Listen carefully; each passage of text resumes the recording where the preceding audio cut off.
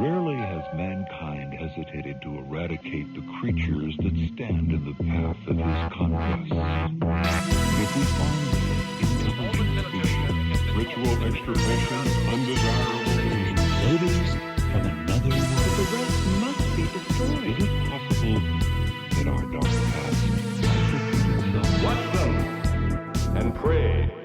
Greetings, ladies, gentlemen, government agents, people who accidentally summon demons by mispronouncing IKEA furniture names, and anyone who might be listening. This is Close Encounters of the Podcast Kind. I'm your host, Tasker, and we have Nick. A quick announcement. I don't like Japanese stuff. Yes, which is ironic because you are part Japanese. Yes, but I'm not one to play into my heritage. I'm not like, oh, look at me, I play so many Nintendo games. So why the sudden outburst? Okay. Now I don't like Japanese stuff. I do, and I'm a little ashamed to admit it, play Animal Crossing, okay? Mm-hmm. That's not really saying much. A lot of people play that. Okay, see, then it's fine if I play Animal Crossing. Now I have a problem with this fucking game, okay? One of my villagers is a hamster, okay? A fat hamster. He's fat. All right. Okay. He could lose a couple. He has the fucking audacity to give me workout advice when I talk to him. I go over there to get a recipe from him or something, and this fat fuck decides to come up to me and start talking about how, oh, you need to make sure you don't do biceps on abs day. I'm like, what am I, retarded? Of course I'm not going to do bicep on abs day. This is why I don't like the Japanese, man.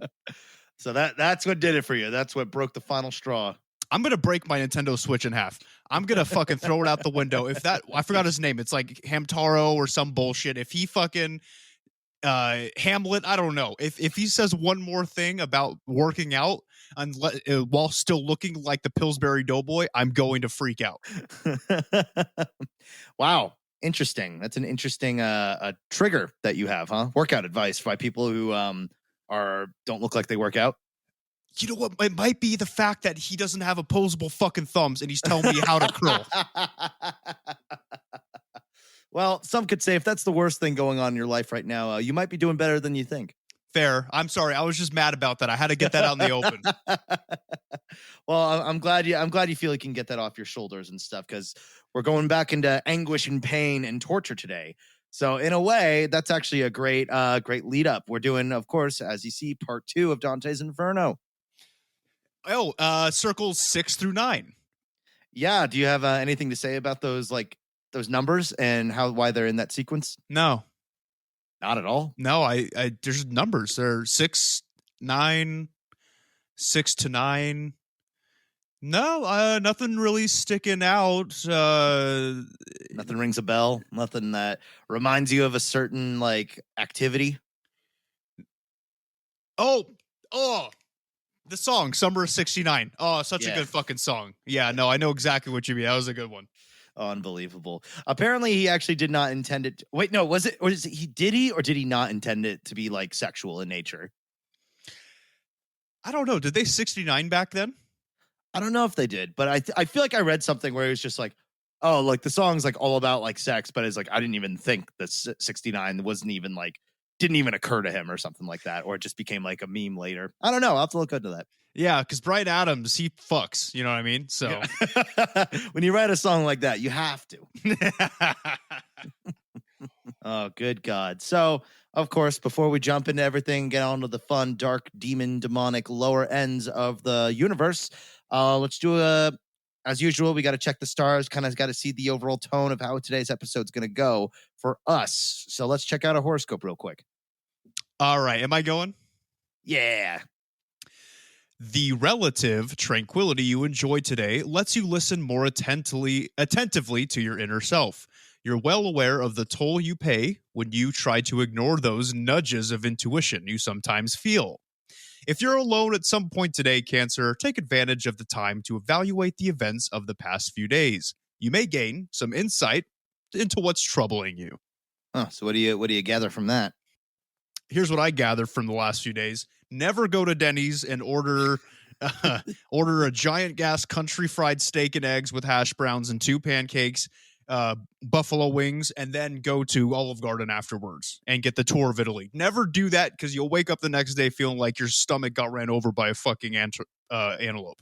Please tell me you didn't do that. Like you left Denny's, you paid your check, and went right to Olive Garden. There was time in between, right? There was a couple hours in between. There was some time in between. Yeah. All right. Okay. That makes me feel a little bit better. I could have died. Eating that, dude. My arteries were starting to, like, I could feel them clogging. Oh no.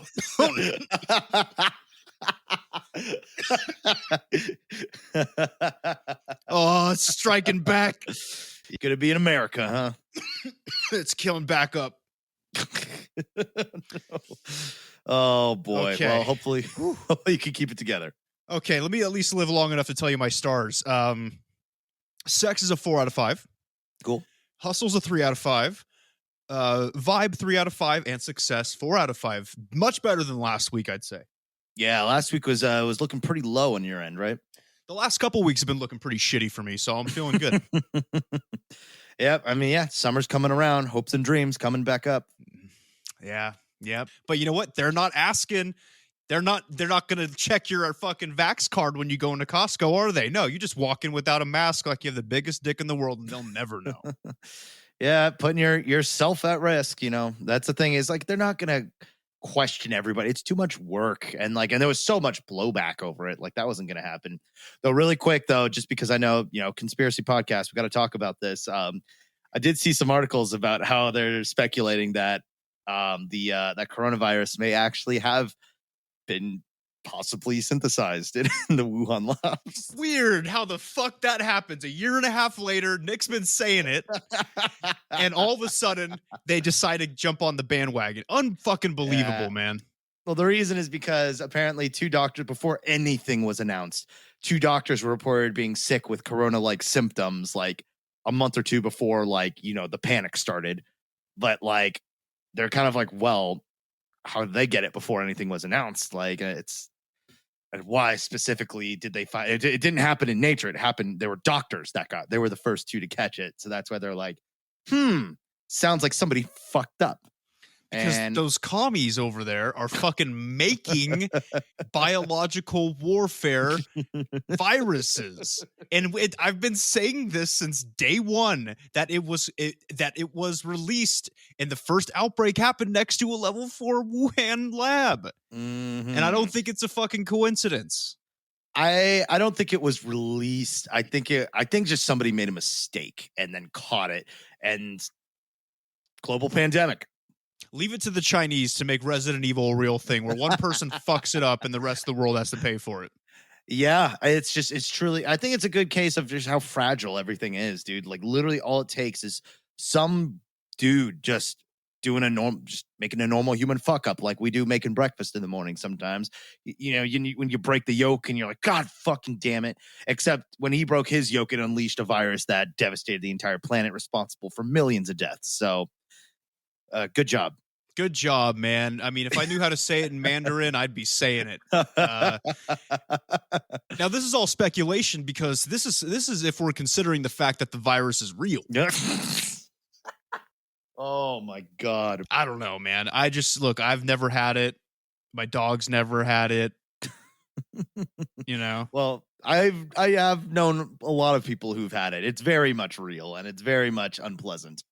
Well, and that's putting it lightly. Stop eating bats. All right. Now what's your horoscope, mister? Because now I'm starting to get frustrated and I don't want people to think I'm racist, but the Chinese have been pissing me off a lot lately.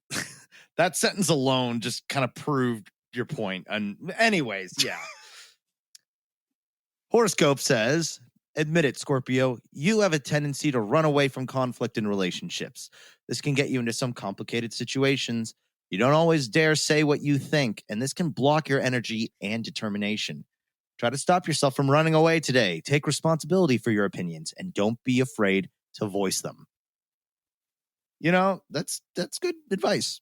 It's healthy advice. Do you have anything to voice right now? Do you have anything to get off your chest that you need to? No, not really. Nothing I can bring to the table, at least. You're the one that just told me that China created a fucking super AIDS weapon and you have nothing to get off your chest.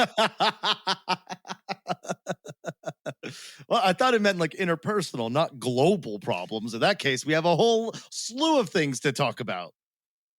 What about the 2 shootings that took place this week? You don't have anything to get off your chest about that? Oh, there's literally a manifesto posted online, or at least the preamble to a manifesto of some guy who wanted to do a shooting over in Lakewood down by Long Beach. Well, what happened? Did he puss out? It's developing as we record this, so I'm sure it's just like, like Dorner, he had, he posted it all, and when people found it, they immediately like went on the manhunt for him. So I'm sure he didn't get far. Nah, don't corner the Dorner, man. Because you know what? that was rude. That was way to go. What a jerk, huh? Yeah, that shit was wild. That was, oh boy, America sucks right now. It's so sad because how it's like people used to make fun of how like in like Brazil, it's just like a good place to just get like shot. Now America is just like we're like just as bad. Well, maybe not just as bad. That's going pretty far. Compared to what? To Brazil? Oh, to Brazil? Oh, brother, man. Tell me about it, dude. What's going on down there? Do we have listeners in Brazil? I probably, well, we did have listeners in Brazil. Until I just said, oh, brother, about their entire nation. Good job. All right. Well, we'll miss you fondly. Thank you for listening up to this point. We apologize, but not really. Not really. Yeah.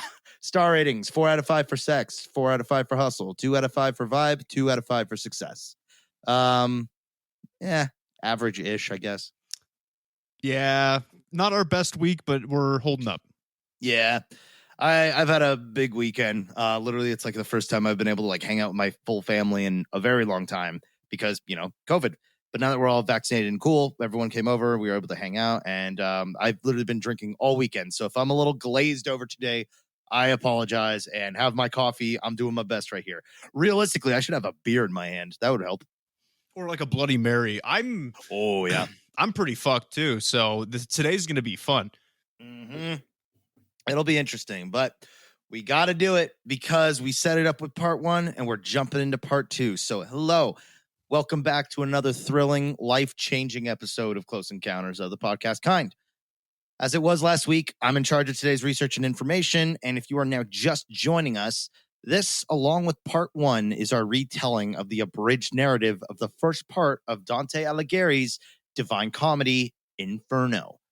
We gather here today for all the metal details of one of history's most detailed descriptions of the afterlife. And I mean, we're talking fire, torture, anguish, and guess what? We got a little something special.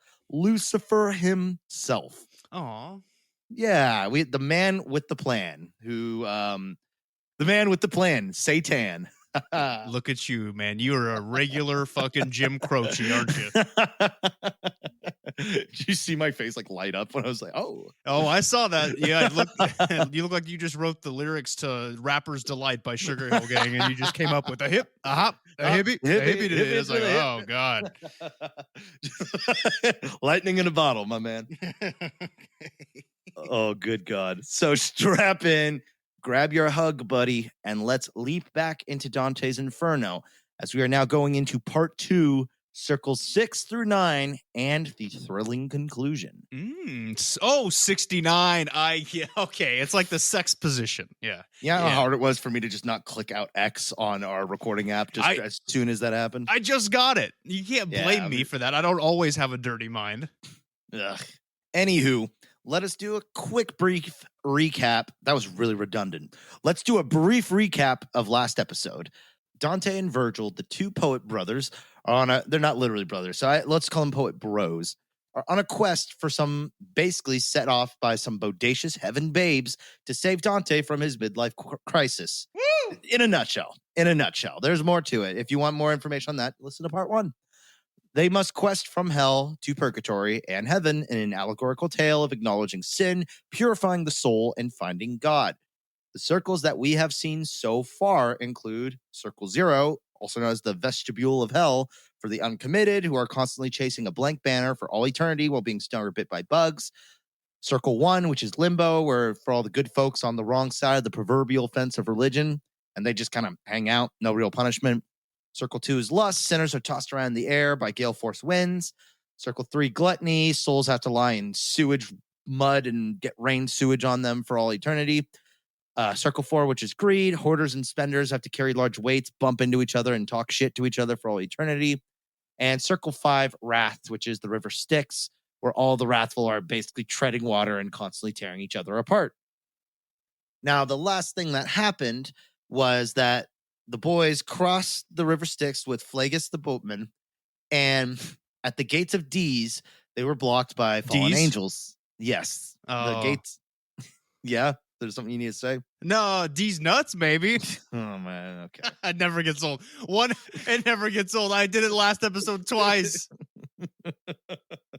I'm happy you found a source of joy in this bleak life. After they reached the gates of D's, their progress was blocked by fallen angels, the Furies, and Medusa. When all was lost, an angel swooped in to open the way in a don't fuck with heaven's decree, big testicle kind of move. He opened the gate for our terrified heroes, who had to steady their breath as the angel left so that they may continue their quests into the dark depths below. And that should be everything you need to know to jump into part 2 and what happens next. But this isn't Star Wars. We don't start with episode 4. So fucking go back and listen to the first one if you haven't yet. And then listen to this one, all right? The George Lucas did not make these. And this is chronological. Yeah, unless you're the type who just wants to hear the ending of the story first and, kind of Tarantino it, I guess. Like, sure, whatever you want. Hey, I mean, no judgment. But if you want the full story, we do have part 1. So, Virgil and Dante hastily pass through the gates of the city of D's into the sixth circle, Heresy, which is for those who disavowed Christianity or the afterlife entirely. As y'all remember, D's is like the giant gates and stuff. It's a huge fucking fortress on like floating like fortress up against like a big cavern wall on the river Styx. So this place is like, imagine kind of like a dirty castle is kind of how I pictured it, at least. So as they enter, they encounter countless flaming iron coffins in the dungeon-like chambers where the sounds of moans and tortured anguish reverberate. Oh, sorry. Well, that's an interesting point about how there is this is a whole topic in and of itself of like that weird line between like torture and pain and like sexuality and pleasure. Dude, that's all the movie Hellraiser. That's all it's about, baby. Finding that fine line between sex and coming, but also getting cut and stuff. Pain and pleasure. I actually never finished Hellraiser. Yeah, buddy. Ooh, that's a steamy series. Oh man, a lot of BDSM in there. Was that a very formative movie for you growing up? Oh, fuck, man. When you watch stuff like that at 9, it changes you. Flip some switches that can never be unflipped, huh? Yes, exactly. Well, I will have to watch it and bring it up on the show and see what you have to say. But I'll probably be bothered by it. We'll see. They come across a group of tortured souls known as the Epicureans, who follow the doctrine of the soul dies with the body. So they were big hedonists because they thought there's no life after death. This life is all you got, so we're just going to do whatever the fuck they want. Turns out there was life after death, and not believing in life after death is severely punished. The irony of their punishment in these, because they're basically, it's an iron coffin that's being set ablaze. So as you can imagine, that's, it's just being thrown in a giant George Foreman grill, basically. That sucks, man. Yep. And of course, it's hell, so you never die. So the irony here is that in seeking only pleasure and comfort in real life, they burn painfully forever in hell. So, man. Womp womp. Wait, so the coffin's on fire? Yes, the coffin is on fire, and they are in the coffin. The coffin's just made of iron. Fuck, man. I mean, I know you don't believe in it, but it reminds me of the Holocaust. Like, that's rough. Since when did anybody say I didn't believe in the Holocaust? I thought you didn't. No, that's you. Oh, yeah. Oh, jeez. Anyways, we're not talking about that. One of the guys calls over Dante, recognizing him as a fellow man from Damn. Florence. Yeah, it's a typo. And then there it is. Florence. And they discuss politics of their hometown, something that you might notice is happening a lot. Remember, we're kind of skimming past a lot of the political bullshit and the stuff that I just felt wasn't very interesting. Like I said, if you're interested in that stuff, you should probably just read the poem at that point. They discuss some politics, and here Dante discovers that along with the iron coffins burning, Heretics are given an awareness of the future of the living world, but never the present, because they lived way too much for their mortal selves in the moment. In the afterlife, they can never live in the moment. So they get to see what happens in the future, basically. But Yep. Interesting, huh? So, like, in a way, it's like they can kind of get, like, they see the future, that which eventually becomes the present. So I guess there's like that thing, but it's like, I don't know, maybe it's more of the being able to see the future, but you're in hell, because they can see the future of the living, not of themselves. And that's like, I don't know, maybe the anguish of being like, fuck, I can see exactly what they're doing, and I can't tell anybody. Like they knew that China was going to fuck us over, but they couldn't say anything. If hell is as eternal as they say, the same guys might be like, no, don't let Wuhan do it. And then when some people died of COVID who went to hell and they were heretics, they went into the heresy realm, and then they're like, hey, man, I saw that coming like 800 years ago, but I couldn't say shit. I'm sorry. So good to meet you, man. How was it? Yeah. But exactly, that's basically the eternity they live, all while being basically grilled. Because I'm imagining the fire's on the outside, so they're not directly being touched by the flames, but getting smoked slowly.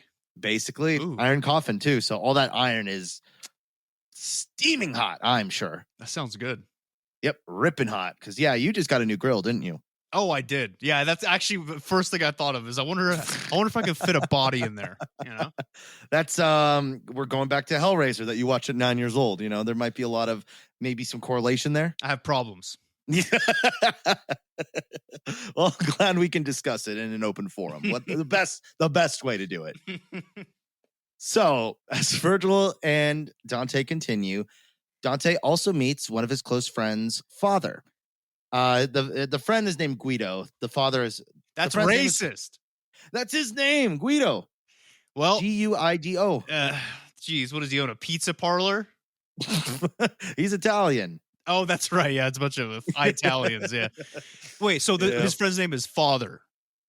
No. His friend's name is Guido, and Dante sees his father in the Circle of Heresy. Oh, I thought his friend's name was Father. That's weird. Okay. Oh no, that's a level of fanfic that goes into a much different territory, which fortunately is not what is happening. So no, it's his friend's dad.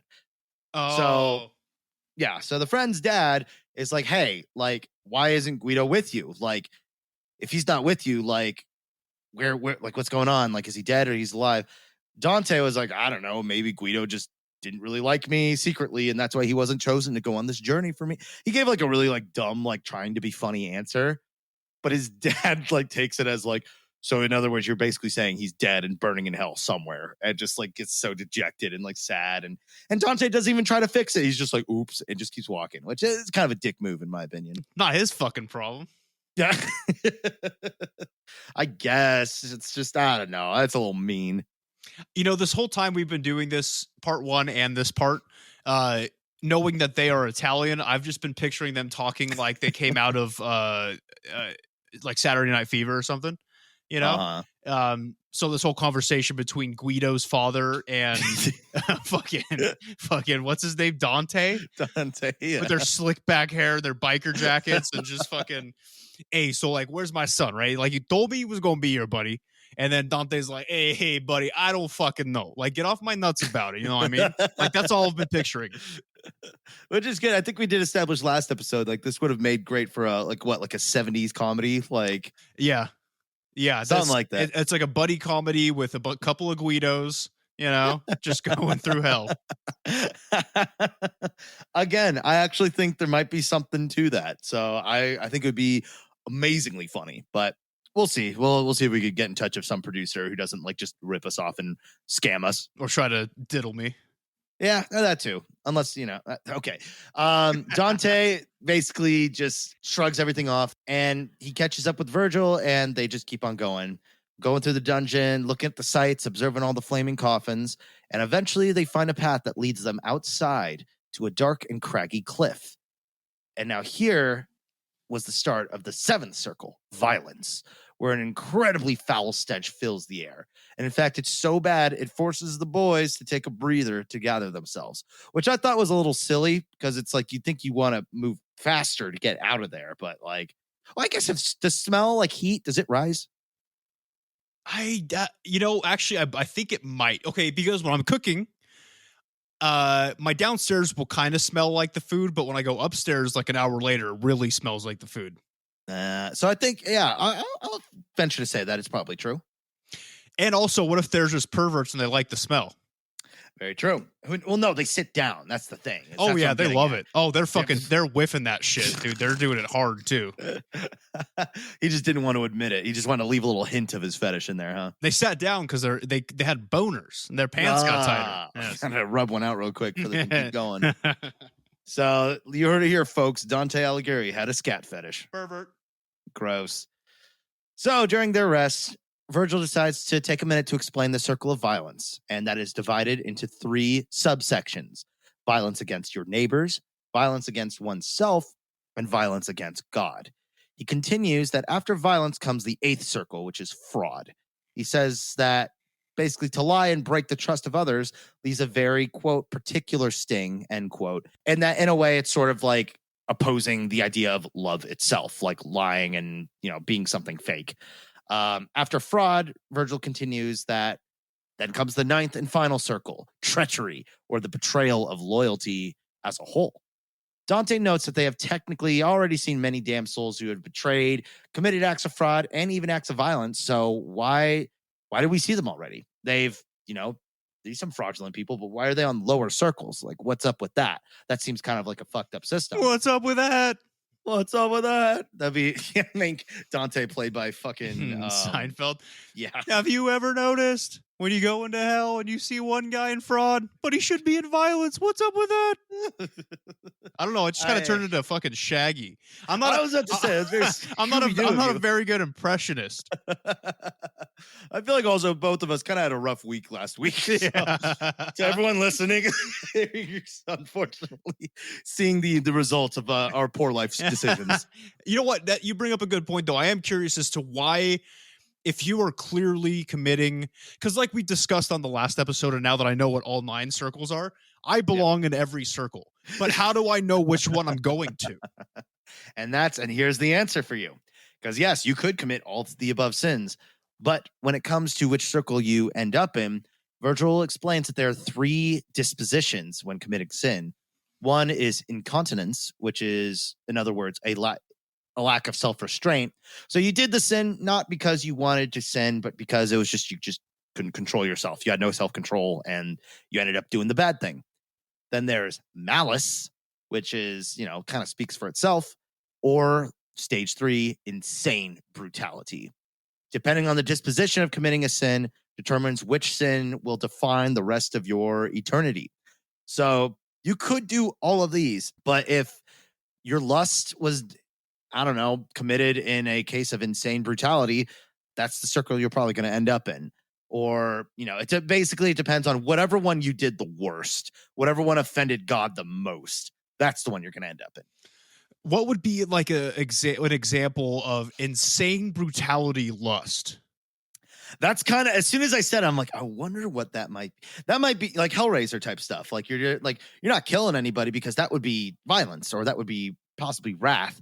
But I think like insane brutality is like the only way you could get off is by like, beating somebody to the only way it's like you have to beat the shit out of somebody and like nut on them and stuff like that. Like, or maybe if you are a murderer, but like for like the nut, maybe you might end up in lust instead of the murder. But I don't know. That's one of those. It's kind of a gray area. It's something where I think it depends on the nature of you as a person and what God, because it's the whole thing is it's all God's call. So he's the one who really makes the end all be all, because if like, you only nut on corpses.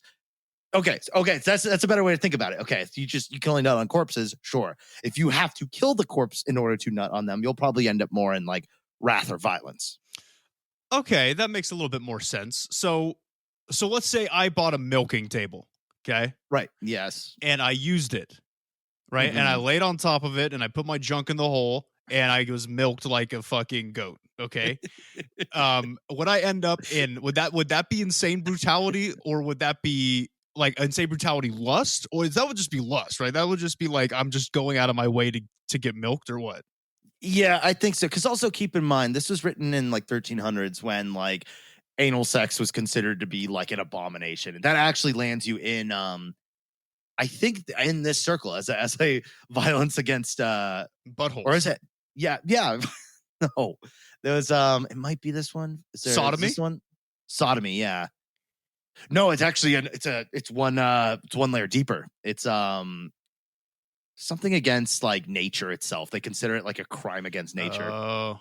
So there's a fine line between, because if you're doing butt stuff, and you're already in like the 8th circle of hell. So I think milking would put you in lust.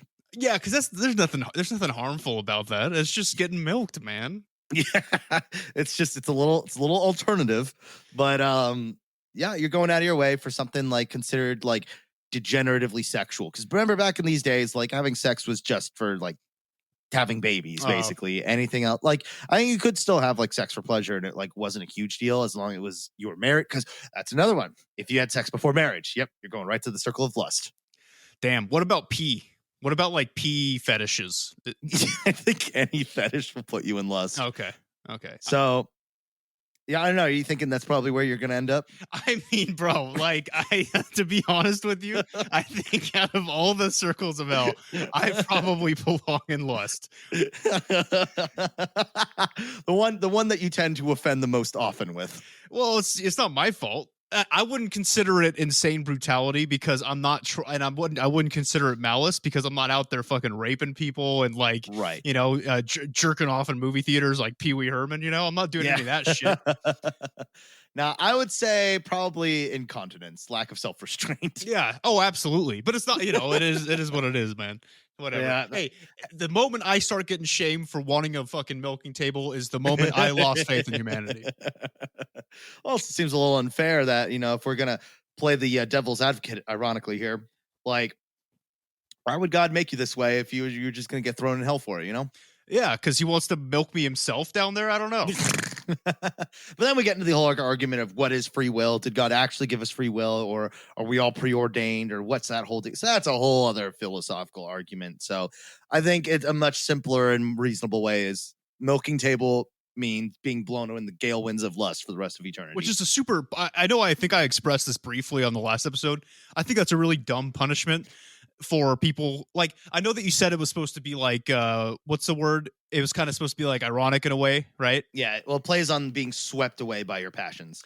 Why couldn't they just get pegged or like fucking, why can't it be something that you could get used to? You know what I mean? But it's still sexual. Because sodomy's a sin. Like, because it's worse, actually, apparently. Oh, so they're avoiding sins in hell now. Well, they're trying. Okay. So, yes and no. There's like, remember, this is a fucking Italian weirdo guy wrote this. This is not like, this isn't how it actually is. Oh yeah, this I keep forgetting. This is one man's interpretation. I was a little upset because I forgot it was fake and I thought I would be going there. I was like, that's a really dumb punishment. I enjoy the revealing remark of, why can't we do something like, getting pegged or something I can get used to? I mean, the butthole can, it does get easier over time. And I heard there's a G spot in there, so you could learn to like it. It's something where if it's all for eternity, I think you'll eventually hit a point where you're like, all right, here we go, no lube again, eh? Oh, interesting. No, I think it's super interesting how there's 3 classifications, and that's how they decide which one you end up in. Can you go over again? I need a reminder on. Okay. What's the difference between malice and insane brutality? Malice is you did it with an evil, wicked intention. Like, you did this on purpose to okay, for example, milking table or just degenerative like sex shit would probably go under incontinence. Malice would be tricking somebody or putting somebody in a position where having sex with you is just the best option and they just do it. So there is like a consent. Oh, so like when they get stuck in the like washing machine and they're like, what are you doing, step bro? Like that kind of a thing. Is that malice? Yeah, well, it's if no, actually one could say, well, it depends also. Okay, so you broke my brain with that one. Holy, because I got you thinking about step sibling porn again. Yeah, because it's a step sibling. Fucking degenerate. Technically, that would fall on. I think that would be Incontinence, actually, because it's all willful. They do it anyways. But I think Malice is like there was an intent to hurt somebody. There was an intent to make somebody's life worse, or you pin them in a situation where they're not happy about doing it, or you like fuck them up. And I think that's a big like spectrum. And I think that's where one could say, like, if we're going for the topic of like if rape were to get somebody into lust, which it absolutely fucking would, depending on the level of it. If it was like an insane brutality, like I said, if it goes to like murder and there's more of like you're there more for the killing than the actual like sex part, then you'd go into the deeper circle. But if you're just like a fucked up rapist who just like couldn't give less of a shit about your victims and like made it as tough as, okay, that would be insane brutality. Whereas like, as weird as it sounds, if somebody were to drug somebody and then have sex with them and rape them in that context, that probably would be on Malice. But you see where that line's getting a little blurred. Yeah. So that's why I was kind of confused about the two, because when I think Malice and I think insane brutality, just as far as the words go, it's like they both seem very negative. Right. I think it's Malice is evil. Insane brutality is even evil people are like, whoa. Okay. So like maybe Malice could be like blackmail for sex. Absolutely. Yeah. Okay. Totally. Got it. And so I will not do that. It's a smart idea. Yeah. All that stuff is terrible and you're going to suffer forever. If not this hell, a different hell. Fair enough. And maybe a hell that cares. Maybe a hell that pegs. A hell that matters. Oh my God. Anyways, after they do their little chat, Dante and Virgil's they get a big old nose full of those fumes and begin their descent down the cliff. Virgil points out that all the shattered rocks in the area are actually the result of when Jesus Christ was crucified. When he died, it caused a massive earthquake that reverberated all through hell, which I believe we touched on it last episode. It was called I think it was the harrowing or the hollowing of hell, where he basically, went down into hell, pulled out some of his homies, and put us in the state we're in right now. Dante and Virgil continue, and they're stopped along the way by the Minotaur. As you've noticed, there's a lot of Greek stuff happening here.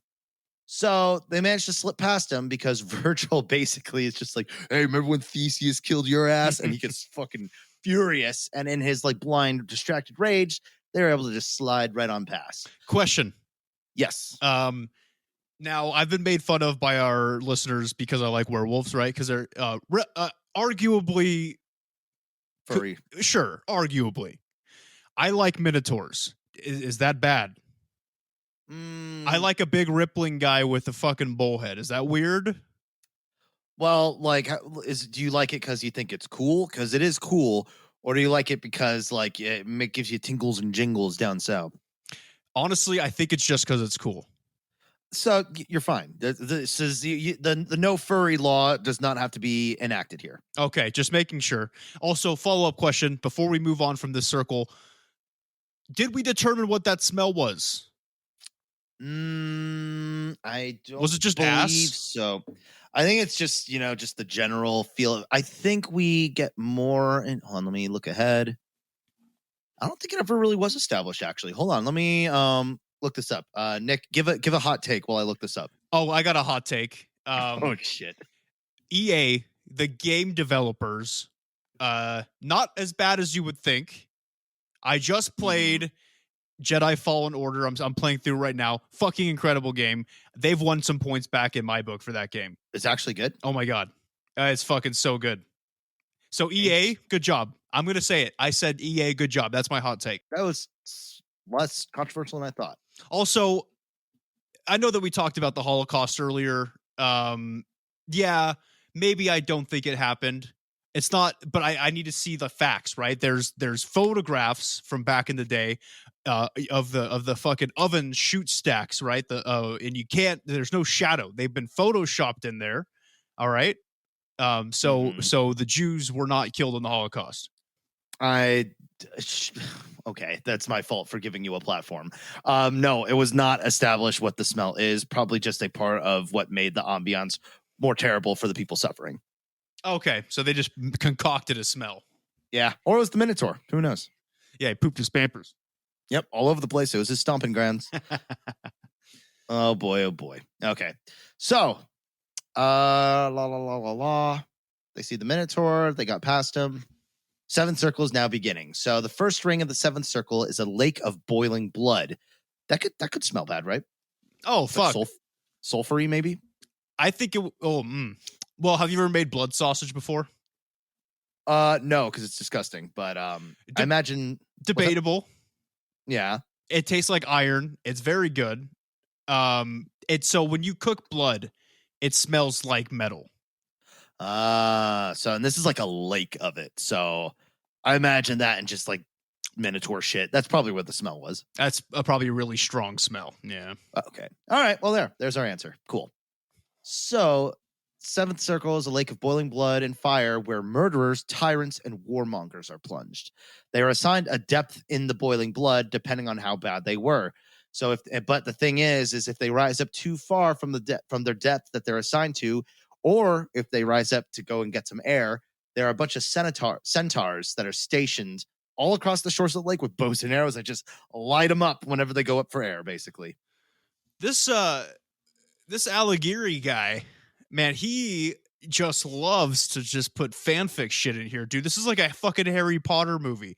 You got like centaurs and a minotaur and the river Styx and like Cerberus. I was like, Jesus Christ, man. Yeah, I think he had a really fun time making this. Like you said, it's very fanfiction-y. He just kind of took from everything. You think he jerked off to the centaurs? 100%, 100%. Oh man, dude, centaurs are like. Never mind. Let's move on. Furry. Now we're going into furry. The no yiff button will have to be pressed very soon. So I'm watching you. Let's move on. Hey, wait, you can't talk shit. I know you've watched some animes with centaur chicks in them. Yeah, but at least okay. No, you got me there. Okay. Yes. So you shut the freak up. You and your goddamn yiff button. We'll call it an impasse, and we will continue. All right, fine. So. This part of hell suffered the most significant damage from Christ's death, that big old earthquake thing. So the path is extremely cumbersome. So Dante and Virgil eventually get into the sights of the centaurs who all point their arrows at them, demanding to know their business. Virgil manages to kind of, like we said, he's kind of a smooth talker. He kind of fucked it up last time, but he's getting his nerve back. So he manages to convince them to take him to the leader named Chiron, Chiron. At this point, they started playing it off like they're both like souls that are just traveling. But Chiron figured out that Dante's way of walking is what made him human, because I guess he would kick a rock every now and again, or every time he'd do a little hop, he'd kick something over. Swing his hips. Yeah. Got those moves, stepping a little bit. And he's basically just like, dude, souls don't fucking do that. You're a human being. You're alive. So he draws his bow directly at Dante's face, being like, okay, what the fuck is going on? Why is there a living human here?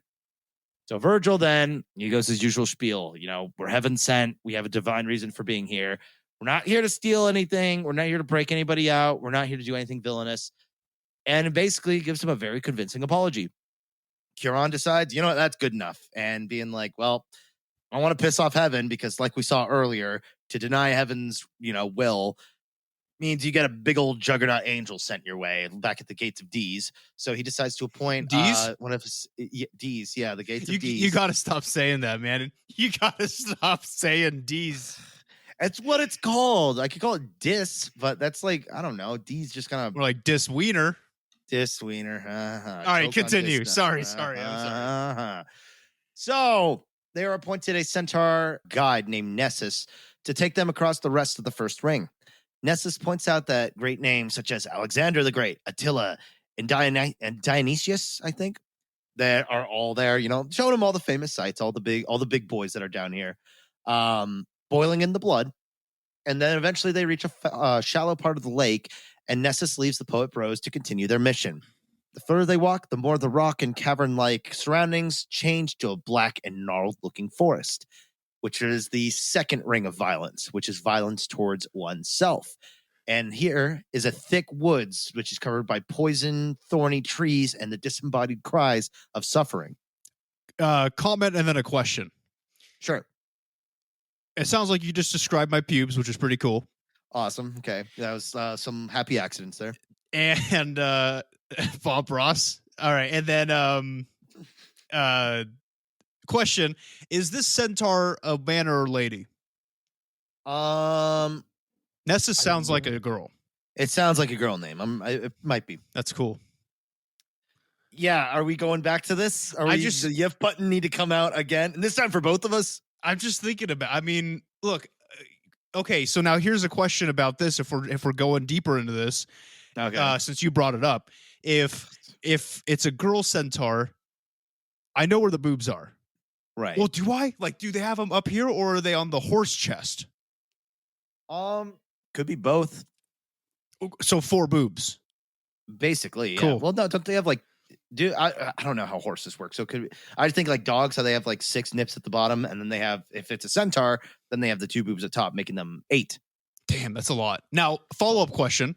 Yeah. Where's the vagina? Probably where it would be on a horse. I'm familiar. Okay. Yeah. So that's a weird thing to say. And I think let's just say, if you are considering it, it's gonna be pretty bestiality kind of stuff. Like, yeah, the top half might be a human woman, right? But the part you gotta fuck is the horse. So yeah, see, I'm not into that. That's the thing that puts me off of the whole centaur thing. Like, I think what I would do is I'd get on like a ladder and maybe have it blow me from the lady part of it. Yeah. That's using your brain. That's being creative. Yeah. But I don't think I would go behind it. Because what if you go too hard and it kicks you? You know what I mean? You're dead. So. Yeah. And then the other way around, like, good luck if you're a lady looking for a man centaur. Because, yeah, that horse dick will kill you. There are shows in Mexico you could go to if you want a preview. It was horrible. Someone showed me like never mind. I know exactly what you're gonna say. I've seen that shit. It's fucked. It's so fucked. And the guy dies. It kills him. Oh, it was a guy that you saw. Yeah, it was a guy. It was so bad. And he had like a friend helping him and shit. Yeah. And like I literally looked away as soon as like it started. I'm like, I can't fucking watch this, dude. Like this is horrible. Oh man, the internet's a fucked up place, isn't it? That it is. Oh god, can we please continue? I don't want to talk about this anymore. Yeah, let's move away. I just want everybody to know we're not into horses. No, yeah, that's pretty well established. Just the top half. Yeah, just the top half. With the okay. What are you gonna put a stipulation on it? Okay, if we're gonna stick this landing, remember it's gonna be, everything is gonna be too big. It's just too big both ways around. Yep. Nobody's gonna have a good time. Yep, you're gonna die if you're a lady, and if I'm doing it, it's like a horse. It's like a hot dog down a hallway. It's just not working. It's just might as well be nothing there. So let's move on. Yes, Lady Centaur was very helpful, and that's all she did. So they're now in like a forest. There's like trees with like poison thorns. And there's like cries of suffering, but there's no souls. It's just really this gloom, as described as like with trees with like a gloomy hue and lack of fruit. There's nothing there but trees. So Dante asks Virgil, hey, like, what's going on? And Virgil says, why don't you break off a twig from a tree and you'll have your question answered, which is pretty fucked up of him to say, because as soon as Dante snaps one off, the tree wails with pain as blood begins to pour. Blood begins to pour out of that broken branch. And the twist here is that souls have been transformed into trees, stuck forever, while also occasionally being fed upon by harpies, which, if you don't know what those are, ugly half bird, half woman monstrosities with like really fucked up face. We're getting a lot of hybrid animals this part, huh? Yeah, and I'll tell you what, man. Harpies. Have you seen lady harpies before? Lady harpy. Let me Google this real quick. Google it real quick and then give me your assessment. Lady harpies. Because in this one, they describe it as being like, they look fucking disgusting. They're supposed to. But most pop culture makes them not disgusting. Oh, good God. Yeah, it's quite the contrary of... Yeah. Oh, wow. It's a lot of Yu-Gi-Oh! Oh, yeah, I'm sure. A bunch of fucking weeaboos in your goddamn... Hey, not bad. Okay, see, like this one where it's like the old like cut like the wood carving or the wood whatever the fuck, those old ways of ink paintings. Yeah, those look fucking weird, but like yeah, there's some wouldn't mind some of them. Right, see, that's the problem. See, that's the problem with the Greek people and their myths is they mix a bunch of animals together and make them attractive. So then it's like making us attracted to animals. Yeah, they're giving us something to latch on to, and that's what's weird. But It's messed yeah, up. so yeah, there's a couple though that are like, okay, this seems a little bit more accurate, where they have this really like gnarled witch-like face, and like that's the only part of them that looks like human, and the rest is like a bird body. Like, okay, yeah, that's fucking weird. So yeah, anyways, we've established we're putting the if button under the table. The trees are basically, people turn into trees. So to kill or to attempt to kill oneself is considered an insult to the body, according to God. So that is why the punishment here is that they are completely deprived of a human form for essentially rejecting your human body. We gave you a body, we gave you a life, you didn't want it and throw it away. Cool. No more human body for you forever. So the tree that got its twig snapped off, he's still in pain and basically like bitches to Dante about his lack of compassion and his eternal torture. So Virgil decides to step in and says like, hey, like, how about we can make this right. Like, how about you tell us your story? And Dante's still alive. So if you tell us your story, he can actually go back to the world of the living and keep your memory alive. And the tree's like, well, thanks for breaking my fucking finger off. But like, okay, all right. That's a fair, you don't have a whole lot to look forward to in hell. So that little hope was like a good olive branch, if I may. The tree explains how it was once a respected diplomat until rivals had accused him of treason and destroyed his life and reputation. In his grief and despair, he took his own life and ended up here. And at this point, there's like a big section about Dante like getting really like depressed about like how sad, because this shit's really sad and tragic. A lot of people here are not like, well, especially cases like this where he wasn't a bad person, which Dante confirms, because if he actually was like, treasonous, he would be in the circle deeper. So he was telling the truth. He was a good man who just fell into bad circumstances. And it's just the tragedy of it all is real sad. Suicide is no joke. Mm-hmm. Yeah. And it turns you into a tree. So yeah, so don't do it. And I get the irony of this one, right? So you take your life for granted. So when you're put in hell, you're given life as a tree, but you can't fucking move. So congratulations. Yep. Whoop-de-doo. I hope you're happy. And that's, I feel I hear that a lot of like in a lot of different like takes of afterlife, and that for the people who do commit suicide, you end up like one movie had a great take on it where literally your place in hell was if you committed suicide, you just literally lived the same life you were living. So it's like, except you can no longer smile and everyone around you can't smile either. So it's like everyone who committed suicide, just basically their punishment is to keep living in the world they hated so much. Oh, so it's nothing different then. Yeah, except for the only people there are suicide victims. So like, your family, loved ones, none of them are there. Oh, I get it. So it's just a bunch of people who killed themselves. Yep. Wrist Cutters. Great movie. Weird. Okay, I'll have to check that out. Yeah. Oh, it's really good.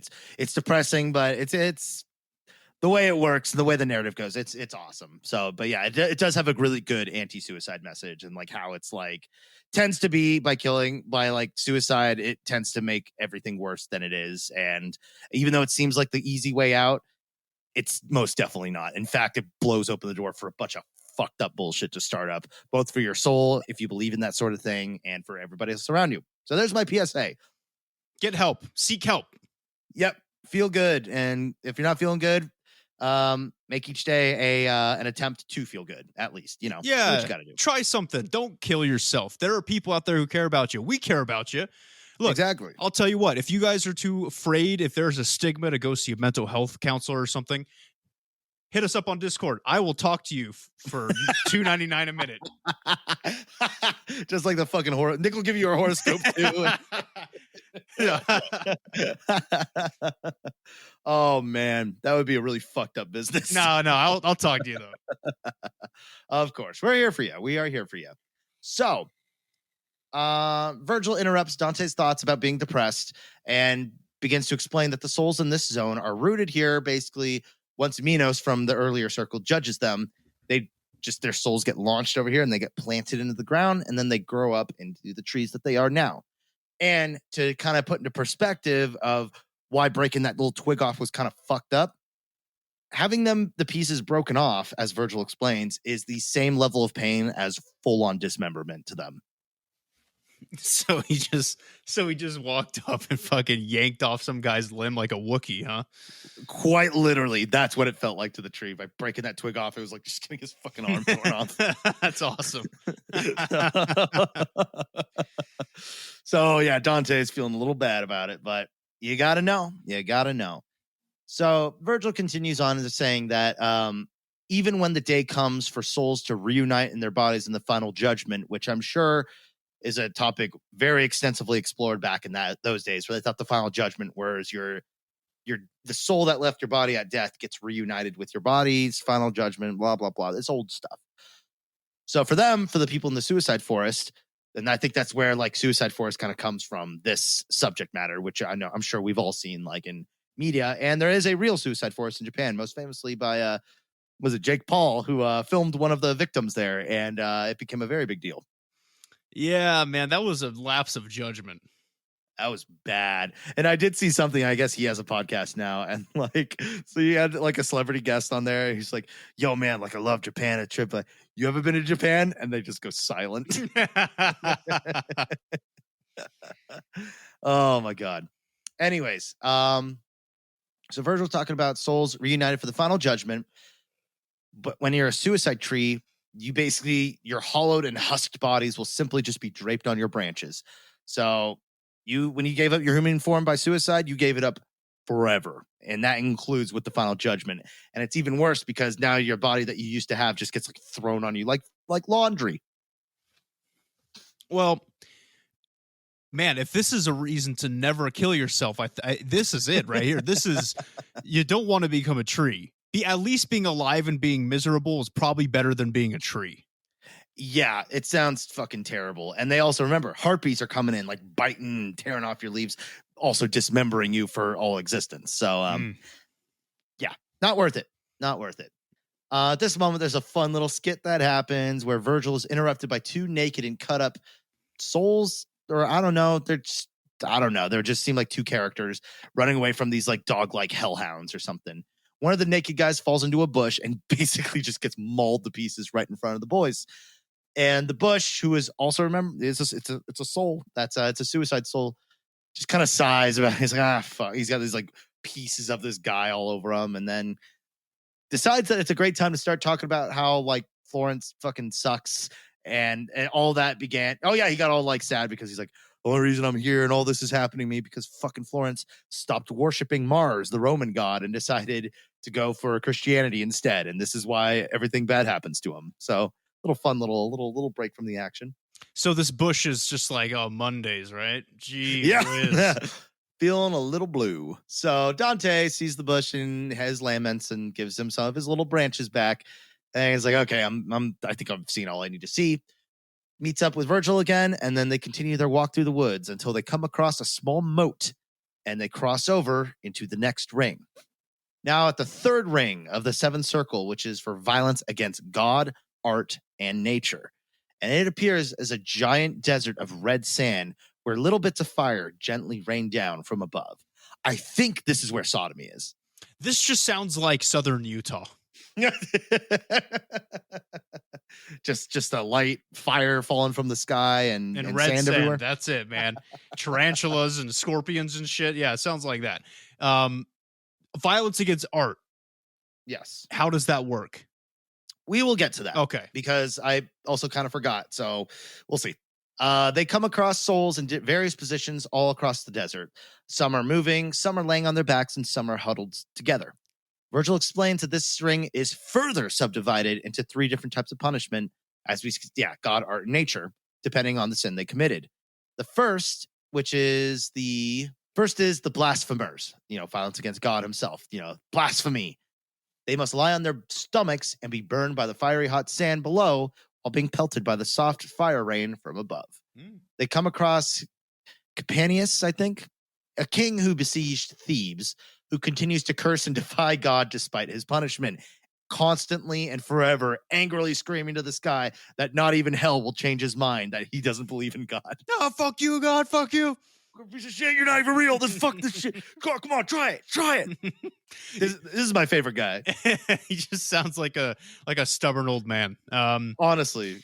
You know what? This punishment, It just sounds to me like a really expensive spa treatment, like in New York City somewhere, where it's like hot stones on top and then like hot stones on the bottom, burning your stomach and your wiener and stuff. It just sounds like something you'd pay a lot of money for in like fucking Manhattan. Yeah, but too much of a good thing, man. Remember, this is all day, every moment of every time for all eternity. Yeah, I suppose so. Yeah. See, you could say that about hand jobs, man. If your eternal punishment is hand jobs at all times, that sounds great at first until you realize after that first nut that it never stops. And now it's no longer a good time. Yeah, that sounds awful. Until it's all, there's nothing left, you know? Now a throat pie. Now that's something I could do for an eternity. Now that's an interesting phrase that just recently came into my lexicon. So thank you. You're welcome.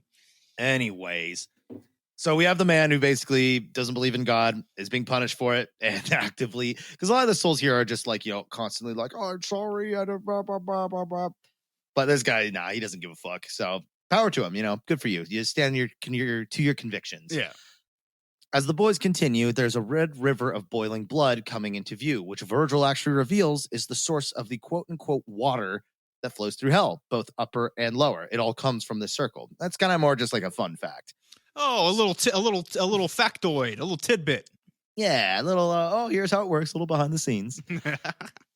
So if you're wondering how Dante and Virgil stay safe from the fire and the heat, what I gathered is that apparently there was like kind of a shaded, like, I don't know, palm trees or something by this like blood river. And that's probably shaded them from the fire or something. It was something, they were being shaded by something, whether it be their own hands or the fact that they were able to just move and maybe run right through it. I don't know, but that was the best I could like come up with in terms of an explanation. So the next punishment is for the sodomites. Here we go. Or anybody partaking in anal, oral, or bestial intercourse. Oh, what a fucking killjoy, man. Yeah. And these saucy bastards have to walk eternally through the desert, constantly being rained on by the fire and burning their feet. So some earlier ones got it worse, in my opinion. It's fine with me, man. Yeah. Like, that's whatever. Worth it. That's whatever, man. I'll leave the animals alone, but hey, nothing wrong with some anal. I just think it's so weird how they think like bestiality and like anal is like the same. Yeah, like you're okay. If you're with a partner who consents to oral and anal, then hey, have at it. It's groovy. But if you're gonna put that on the same level as harming an animal, that's fucked in my mind. That's messed up. Yeah, well, animals can't consent, and also too, like, well, it's like saying like that's why like back then when we people who smoked weed were getting the same punishment as people who smoked crack and heroin. It's not even comparable. It's just they're so different, and one of them is a horrible thing. The other one's just like, it's a chill Thursday afternoon. Right. And you're right. Animals cannot consent. People remember that. Mm-hmm. Okay. Yep. Except for some of them, they give you that look, but ignore the look. Ignore it. Yif button. You got to bring it with you at all times. Will shock you to your senses. Oh my god, we should sell those. That's fucking Yif podcast merch. No Yif. It's a Yif with like a little cross around it. It's just the circle and the X. Oh, we have that as a. If you haven't been on our Discord yet, we do have that as an emote you can use today. Oh my god. So they're continue walking, and who should Dante? Remember, we're still in Sodomy, and who should Dante come across but an old buddy of his in this circle? That sounds like something that, like, if I was walking through and I see you there, oh hey, Tasker, hey, over here. I somehow thought you'd be here. Hey, this sand's pretty hot, huh? It was worth it though. Hey, I'll probably see you in a couple years. Oh my god. So Dante comes across his buddy, and albeit his face is scorched and blistered over, because remember, this is fire falling on them, so he's all burnt up, but he's able to recognize his good old pal Bruno Latini, and they exchange a couple words and predictions about the future. And this is actually one of those like positive interactions where Dante continues forward and gives the man, hey man, thanks for being a good friend. Thanks for his friendship, and moves on. It's a good, happy thing. And I love how they strategically avoid talking about what it is that he did to get there. Yeah, because like he was probably like hoping it was like either oral or anal, but he didn't want to know if he like fucked a pig or something, Oh man. So as he at the ends of the circle, as they keep walking, there's 3 souls that are walking together. They're just completely disfigured by the fire, all burnt and scabbed over like crazy. Dante actually recognizes their names as fellow Florence countrymen, and he takes pity on them. So in his pity, he decides to listen to them for a bit. This is the part that I really love, because as one of them souls, as they're talking, one of them pipes up and literally says, "The only reason I'm here is because of my quote unquote savage wife." Oh, a thought in our midst, Yep. huh? Just like slobbing on his knob like there's no tomorrow, and boom. She had an appetite, and look where it got him. What? Him? What happened to her? That's a good point. I don't know. I imagine she should be there too, but like that part's never addressed. So I don't know. Maybe it was just Dante like making a joke or something when writing it, but I imagine she would probably be there, and he probably doesn't recognize her because everyone's all fucked up and on fire. Yeah, that's true. I mean, or she's still alive. Yes. Oh, that's true. She hasn't died yet, and she's just slobbing somebody else's knob now. Yep. Nice. Waiting for her turn. Nice. So we'll see. This is a very sexually charged episode. Oh yeah, we're getting to the saucy stuff. So Dante updates the 3 Florence guys on basically how Florence is. That seems to be a prevailing thing. Is like, yep, like there goes the neighborhood. Like everything fucking sucks now. So that was a big recurring thing. But the end of the desert, the boys come across a vast dark abyss. Virgil asks Dante for his belt, which is an odd request, especially after that last circle. Yeah. And I actually did not put that together until this moment. They go through the sodomites. He's like, "Dante, take off your belt." He's like, oh, right here, huh? Guess this is happening. I guess you got to pay you somehow. So Virgil takes the belt, throws it across the cliff, which to Dante's surprise acts as a sort of signal, and a giant creature rises up from the waters below as if to to heed the bat signal.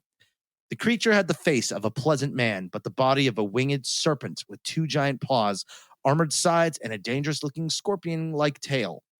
Virgil says he's going to try to convince the thing to give them a ride down the cliff onto the next circle, that Dante, while he's convincing it, Dante should experience what there's left of the 7th circle. So if you remember, there's one more little teeny bit at the end. So here, they're the sinners that are guilty of violence against art. They must sit beneath the rain of fire and a leather purse with their coat of arms of their family that they just look at obsessively. They don't seem super conversational or really that interesting. So Dante returns to Virgil, who has secured them the flight, and they're good to go for the next circle. Violence against art, as I just remembered, is destroying paintings, destroying statues, destroying culture. Book burning would be considered violence against art, because you're destroying culture, you're destroying expression. I thought I would be at this point, I was most sympathetic towards, out of everything we've talked about in these 2 parts, this previous ring of the circle, the sodomy one, minus the animal stuff, of course. Right. But now I think I sympathize more with this one. Because good on them, taking a stand against art, taking a stand against reading. I like it. I'm for it. Well, I'm a little unsatisfied with that explanation, so I briefly just pulled something up. This is somebody's essay. So it is a point of actual conjecture. Actually, there isn't really a clear defined what violence against art actually means. So some consider it art as an artisanship or the working of natural resources. So oil tycoons would end up here, because it's an artisan thing, I think. Another possibility is creative expression, or destroying something that took skill to create, essentially. Good. I think.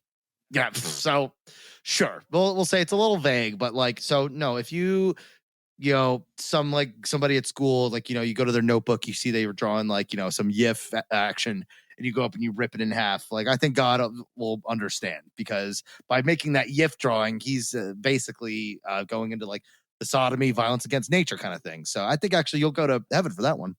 You're right. And I think you're right. I think God will definitely turn a blind eye if you destroy some furry art. And I think you made a very interesting point, Tasker. I think furries hit all of the sodomy ones, the animal, the oral, and the anal. Yeah. So they're having a bad time there, I imagine. Fucking degenerates, man. So, long story short, violence against art, kind of vague, but probably safe to assume you took something that took great skill to create and destroyed it for whatever reason. So that's seems a little mean, seems a little like brutal of a punishment for that. Because I mean, but remember, this was 1300. Like their definitions, because a lot of art back then, if you remember, is extremely religious. So destroying art back then was more or less desecrating religious pieces. Whereas nowadays, like I said, it's just doesn't really apply as well. Anyways, Virgil successfully convinces the creature. They hop on his back and fly down into the chasm below. Dante is horrified by the speed of their flight, and he begins to hear the sounds of suffering begin to grow even louder as they go down further. It should be noted here that the next circle is fraud, and the creature that they are riding on is named Geryon. Is supposed to actually represent fraud entirely. He has a trustworthy looking face, but his whole body is this fucked up, horrible snake. Like actual snakes. He sounds like the way you described him earlier, with like a serpent body with wings, armored sides, paws, and a human face. Sounds like a chimera. Yeah, very chimera in nature, very much so. I mean, as you remember that. Although I just remember, technically, a chimera is a title given to any amalgamation of creatures, right? So I think I'm just thinking of like the classical chimera. Yeah, with like the it's like the snake tail, the like lion body, and like a scorpion. Yeah. I think we're this dude is all fanficked out, man. This dude just fucking loves this shit, doesn't he? Yep, fits it in whenever he can. And honestly, I don't mind it. I think it makes for a cool story. I think it's cool. I think chimeras are dope. Hell yeah. So you got to have one like that. And I guess it is like a big part of like some lore, something somewhere where like, yeah, it's a creature who has a very trustworthy, like friendly face, but a scary body. Or he just made it up. I don't know. You'll find he uses names that are known, but gives his own interpretation of it. So this is his first, like the first ever gritty reboot, one could say. Got it. Okay. Mm-hmm. So fortunately, the monster thing is very nice and flies them all down. Probably did the typical, we're on a mission from God, Blues Brothers. And so they get down to the 8th circle, also known as the, okay, Nick, give me your best Italian accent and try to say this. Oh, hold on. I don't have the outline up. I've been just enjoying your voice. We can cut this if we have to. Holy shit. Where are we? Where are we in the outline? Number 6. Number 6. Got it. Okay, let me scroll up. Number 6. Okay. The 8th circle, also known as Malibunology. Exactly. Malibunology, which is Italian for evil ditches. Basically, it appears as a giant 10-story stone amphitheater that descends to a circular pit in the center. So like just a deep hole right in the middle. And it's sort of like, you could think of it like one giant funnel that's like ribbed. So it's like, it's like it funnels all the way down, and there's like a layer and then a bridge to the next layer that goes, but it goes lower and deeper each time. So it's ribbed for my pleasure. Ribbed for hers and his pleasure. Oh, that's very dualistic of you. Very nice. Have you ever used those before? I never have. I feel like I used to use them. That used to be my go-to, is the ribbed. Ah, okay, yeah, because I saw those like in the advertisements forever ago, and I was like, I feel like I don't see that anymore. Nah, because it was gimmicky. I just ended up getting the ribs implanted into it, like directly into my wiener. So now I have surgery. Now I just have ridges. My dick looks like a Klingon's head. I bet that's a very shocking revelation to those lucky enough to get you in the bedroom. Oh, the misfortune. Yes. Oh boy. So in this section, the 8th circle, we're gonna kind of have to breeze past this because there's 10 sections of it. Woo! And it's just time's sake. We're just gonna do like a brief run through of what happens on each level of the funnel. They're all called Bulgias. I don't know. Something like that, which is Italian for ditch or pouch. So, Bulgia 1 is for panderers and seducers, where they are forced to march in a single file while being whipped by demons. Ooh. Pretty straightforward. When they reach the end, they get whipped hard as like a punishment for finishing, and are forced back to the other end where they get whipped even more. So it's just a lot of whipping. This is it, man. Baby, that's the one I've been waiting for. Yeah. So Nick, you gotta get your seduction game on. You gotta seduce more than you love anal. Hey, big boy. Oh, you're getting there. Did you see I had like 4 opinions at once and had to choose one? Yeah, they were all not good. I could tell. Nope. I'm doing my best to keep things running smooth. So, Bulgia 2 is for excessive flatterers who are immersed in a river of shit. That's it. It's a river of shit, and they're plunged to it, and that's where they got to live in a one big old septic tank because they're full of shit. You get it? Oh, I get it. That's pretty good. That's pretty good. So yeah, people who use flattery as a tool, basically, that's you literally have to swim in a septic tank for the rest of forever. Bulgia 3 is for those who commit simony, which is the act of selling sacred objects or positions in the church. They are stuck headfirst into stone holes and have their feet burned by oil fires. Ooh. And a fun little twist here is that if you're a pope who has committed this crime, they get the same punishment, but every pope that goes in all have to share the same hole.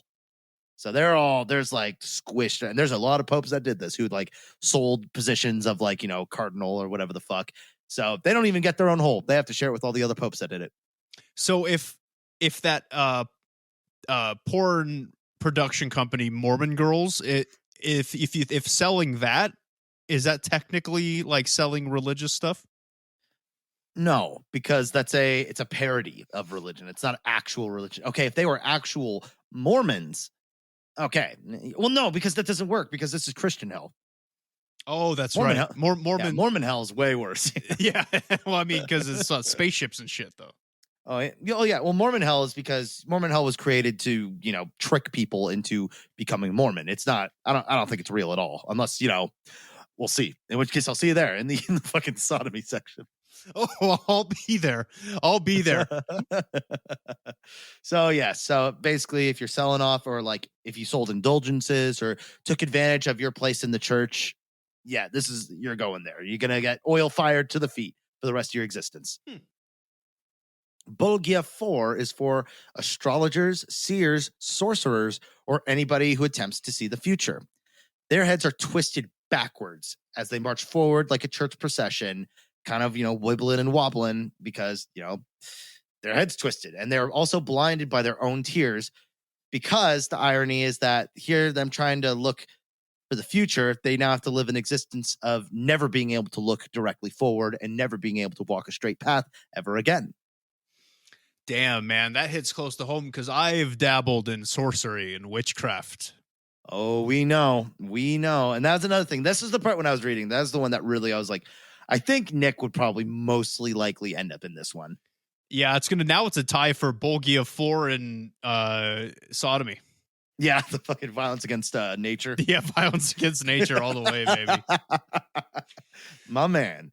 So, Bulgia 5 now is for extortionists, blackmailers, speculators, which I found is people who buy things to make more money off of it. So all you fucking scalpers for the PS5, guess where you're going? Oh, you sons of bitches.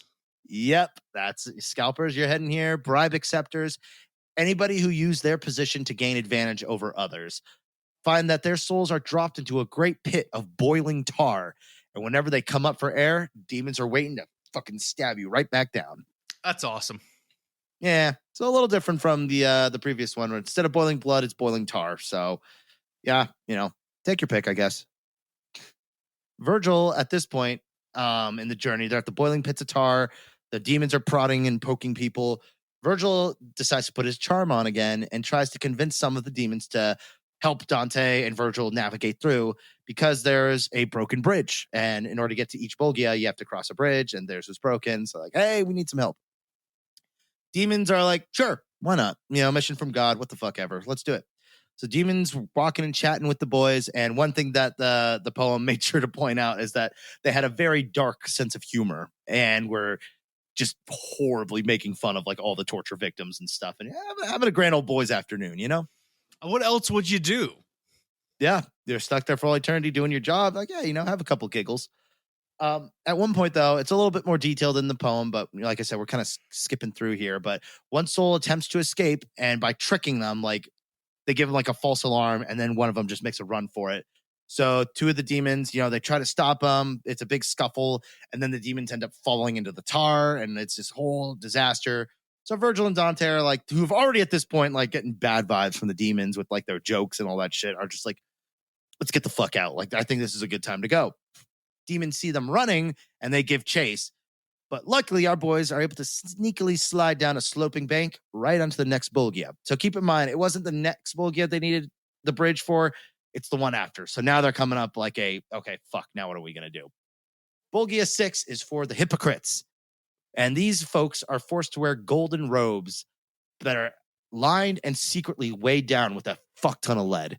And they are forced to march without stopping. There's a man on the floor tied to a crucifix, however, who is being stepped on by everybody. This man is Caiaphas, who worked as Pontius Pilate's high priest. If you know anything about Pontius Pilate, you can understand that anybody associated with him is probably getting it bad, because Pontius Pilate, of course, was the one who gave the order to crucify Jesus. The boys find out, though, from a passing soul, that the demon escorts from earlier were actually on purpose leading them the wrong way and to their doom. So them slipping away and listening to that bad feeling was a good call. And they get correct instructions for an alternate pathway to cross the broken bridge onto the 7th Bulgia. Now, Bulgia 7, which is for thieves, is treacherous not just because of the collapsed bridge, but also, and this is the part I think you were excited for, Nick, it is loaded and full to the brim with dragons, serpents, and dangerous reptiles inside. Any soul there that is bitten by a reptile creature painfully explodes into a bunch of pieces and then reformed. That's fucking awesome. Yep. And you feel it all like blowing up and being put back together. It hurts. Agony. It's agony all throughout the process. But some souls here are transformed into a reptilian man type creature. What? Mm-hmm. But the thing is they actually are able to get their human form back by stealing it from another person. What? I'm not kidding. Literally, in detail, they describe how they reach the other person and they like grab them, and then it's this huge, like they both start screaming in pain, and the man slowly gets his body rewritten to turn into a reptile, and the reptilian thing painfully turns into a man. And they're just all the souls in there are just doing that while avoiding dragons and other like reptilian monsters and stuff. Okay, this is no coincidence. And remember, this was written in 1300. Back when the bloodlines were becoming prominent, right? Monarchies were becoming a thing, and they were what they call it, divine. No, not absolution. Where they were allowed to get their next of kin in the throne because God told them to. No. Oh yeah. It was because of genuine reptilian bloodlines that were made to be passed down from generation to generation to the families we have today. Mm-hmm. And this is no coincidence, man. Fucking Dante was onto this shit. Yeah, he's putting a hint in there, saying like, "Hey, dude, they work in hell." So that brings up the argument of the multidimensional nature of them, because they could be on hell just as they are on the planet. What if he's describing a different dimension and not hell at all?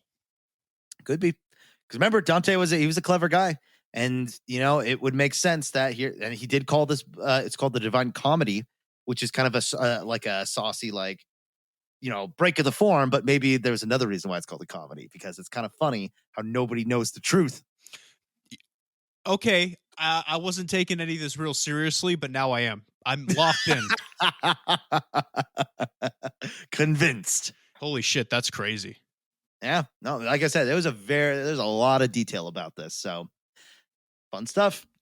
Anyways, moving forward, Bulgia 8 is for deceivers who gave misinformation to benefit themselves.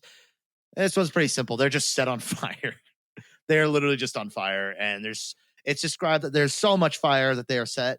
You just can't even see them. They just look like big, burning, big giant fires, but there's people inside it. Oh, cool. Fun. Awesome. Yeah. Nice and simple.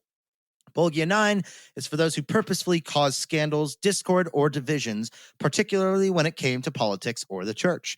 They are forced to march with their bodies deeply wounded and sometimes completely segmented. Their wounds are determined by the level of the sin they committed, and they are inflicted upon a demon with a giant sword when they arrive. The idea is that if they enjoyed splitting up people, they should have their bodies split up.